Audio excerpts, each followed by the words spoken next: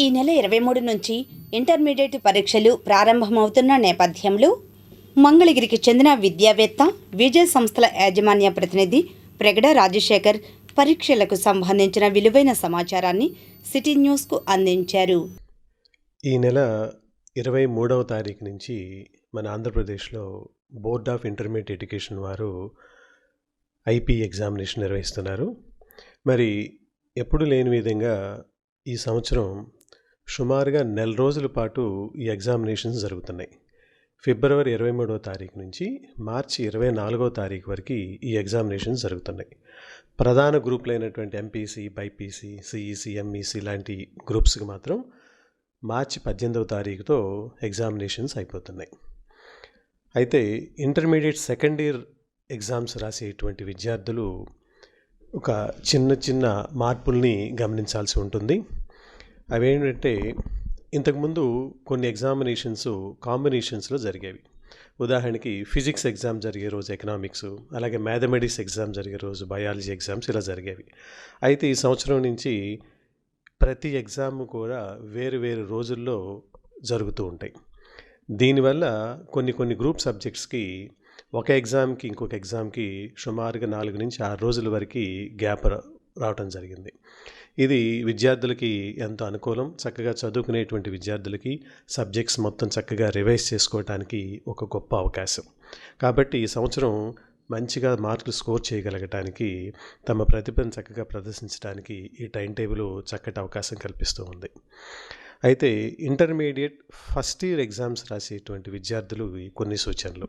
ఒక ఇంగ్లీషు, అలాగే సాంస్క్రిట్ లేదా తెలుగు, బోటనీ, జువాలజీ ఈ సబ్జెక్ట్స్ రాసేటువంటి విద్యార్థులు గమనించాల్సింది, ఈ సబ్జెక్ట్స్కి 24 పేజీలతో కూడినటువంటి బుక్లెట్ ఇవ్వబడుతుంది.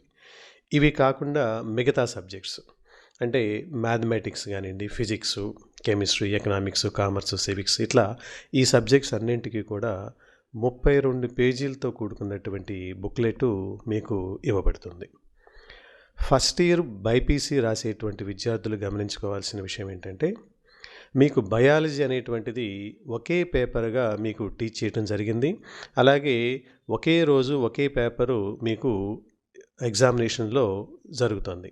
అయితే మీరు ఎగ్జామ్ రాసేటప్పుడు మాత్రం బోటనీ ఒక బుక్లెట్ మీద, జువాలజీకి సంబంధించినటువంటి క్వశ్చన్స్ వేరొక బుక్లెట్ మీద అదే రోజు ఎగ్జామ్లో మీరు రాయాల్సి ఉంటుంది. దయచేసి ఇంటర్మీడియట్ ఫస్ట్ ఇయర్ బైపీసీ చదివే విద్యార్థులు మాత్రం దీన్ని గమనించాల్సి ఉంటుంది. సెకండ్ ఇయర్ బైపీసీ రాసే విద్యార్థులు మాత్రం యథావిధిగా అంతకుముందు ఎలా రాశారో అట్లాగే ఉంటుంది. కారణం ఏంటంటే, ఈ మ్యాథ్స్, బయాలజీ ఆప్షనల్ సబ్జెక్ట్స్ని ఈ సంవత్సరం ఎంబైపీసీ గ్రూప్కి ఇంట్రడ్యూస్ చేయటం వల్ల ఇవి ఇట్లా చేయాల్సి వచ్చిందనమాట.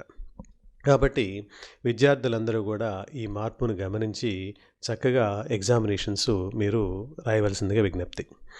అలాగే ప్రతిరోజు కూడా ఉదయం 9 గంటల నుంచి 12 గంటల వరకు ఎగ్జామినేషన్ నిర్వహించబడుతుంది. దీనికి 30 నిమిషాల ముందు, అంటే ఉదాహరణకి ఉదయం 8:30 కల్లా మీరు ఎగ్జామినేషన్ హాల్కి వెళ్ళాలి. 9 గంటలకి ఖచ్చితంగా మీకు పరీక్ష స్టార్ట్ అవుతుంది. 1 నిమిషం లేట్ అయినా కానీ మీకు ఎగ్జామ్ హాల్లోకి అనుమతించబడదు. కాబట్టి మీరు ముందు రోజే మీ ఎగ్జామినేషన్స్ని సందర్శించి మీరు తగిన జాగ్రత్తలు తీసుకోవాల్సి ఉంటుంది. అలాగే ఎగ్జామ్ హాల్లోకి ఎంటర్ అయిన తర్వాత మీకు ఒక ఓఎంఆర్ షీట్ ఇస్తారు. ఆ ఓఎంఆర్ షీట్ మీద మీ పేరు, మీ రిజిస్టర్ నెంబరు ఇవన్నీ చక్కగా ప్రింట్ చేయబడి ఉంటాయి.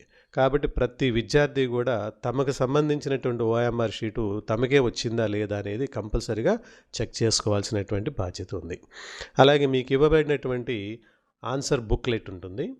దాని మీద ఉండేటువంటి సీరియల్ నెంబర్ని ఈ ఓఎంఆర్ షీట్ మీద కంపల్సరీగా రాయాల్సినటువంటి బాధ్యత విద్యార్థుల మీద ఉంటుంది. ఇవన్నీ ఒకసారి చెక్ చేసుకొని చక్కగా ఎగ్జామినేషన్స్ పెర్ఫార్మెన్స్ కనుక చేసినట్లయితే ఎటువంటి ఇబ్బంది లేకుండా మీ రిజల్ట్స్ అన్నీ కూడా చక్కగా వస్తాయి అన్నమాట. కాబట్టి విద్యార్థులందరూ కూడా ఈ సంవత్సరం ఉన్నటువంటి టైం టేబుల్ చక్కగా చదువుకొని రివైజ్ చేసుకొని మంచి మార్కులు పొందడానికి అనుకూలమైనటువంటి టైం టేబుల్ కాబట్టి చక్కగా మీరు పరీక్షల్లో రాసి మంచి మార్కులు సాధించి అలాగే భవిష్యత్తులో మంచి ఉద్యోగాలు సాధించగలసిందిగా ఈ సందర్భంగా విజ్ఞప్తి. అయితే కేవలం మార్కులు మాత్రమే మీ ప్రతిభకి కొలమానం కాదు కాబట్టి విద్యార్థులు ఎవరూ కూడా ఎటువంటి ఒత్తిడికి లోను కాకుండా చక్కగా ప్రశాంతమైన చిత్తంతో ఎగ్జామినేషన్స్ రాసి చక్కగా సక్సెస్ అవ్వాల్సిందిగా ఈ సందర్భంగా మీ అందరికీ శుభాకాంక్షలు తెలియజేస్తున్నాను.